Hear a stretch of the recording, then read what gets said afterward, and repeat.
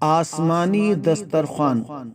حضرت عیسیٰ علیہ السلام کے حواریوں نے یہ عرض کیا کہ اے عیسیٰ بن مریم،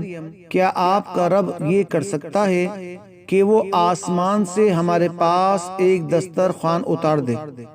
تو حضرت عیسیٰ علیہ السلام نے فرمایا کہ اس طرح کی نشانیاں طلب کرنے سے اگر تم لوگ مومن ہو تو خدا سے ڈرو۔ یہ سن کر حواریوں نے کہا کہ ہم نشانی طلب کرنے کے لیے یہ سوال نہیں کر رہے، بلکہ ہمارا مقصد تو یہ ہے کہ ہم شکم سیر ہو کر خوب کھائیں اور ہم کو اچھی طرح آپ کی صداقت کا علم ہو جائے، تاکہ ہمارے دلوں کو قرار آ جائے اور ہم اس بات کے گواہ بن جائیں، تاکہ بنی اسرائیل کو ہماری شہادت سے یقین اور اطمینان کلی حاصل ہو جائے اور مومنین کا یقین اور بڑھ جائے اور کفار ایمان لے آئیں۔ حواریوں کی اس درخواست پر حضرت عیسیٰ علیہ السلام نے بارگاہ خداوندی میں اس طرح دعا مانگی۔ سورہ مائدہ، ترجمہ کنز الایمان۔ اے رب ہمارے، ہم پر آسمان سے ایک خوان اتار کہ وہ ہمارے لیے عید ہو، ہمارے اگلے پچھلوں کی، اور تیری طرف سے نشانی، اور ہمیں رزق دے، اور تو سب سے بہتر روزی دینے والا ہے۔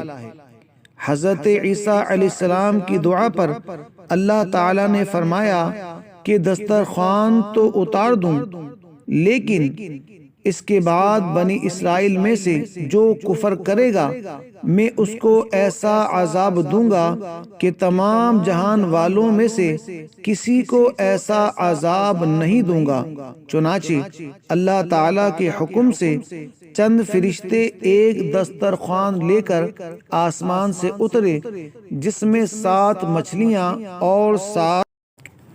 حضرت ابن عباس رضی اللہ تعالی عنہ سے روایت ہے کہ فرشتے دسترخوان میں روٹی اور گوشت لے کر آسمان سے زمین پر نازل ہوئے، اور بعض روایتوں میں یہ بھی آیا ہے کہ تلی ہوئی ایک بہت بڑی مچھلی تھی جس میں کانٹا نہیں تھا، اور اس میں سے روغن ٹپک رہا تھا، اور اس کے سر کے پاس نمک اور دم کے پاس سرکہ تھا، اور اس کے ارد گرد قسم قسم کی سبزیاں تھیں اور 5 روٹیاں تھیں۔ ایک روٹی کے اوپر روغن زیتون، دوسری پر شہد، تیسری پر گھی، چوتھی پر پنیر، 5ویں پر گوشت کی بوٹیاں تھیں۔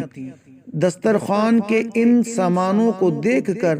حضرت عیسیٰ علیہ السلام کے ایک حواری شمعون نے کہا، جو تمام حواریوں کا سردار تھا،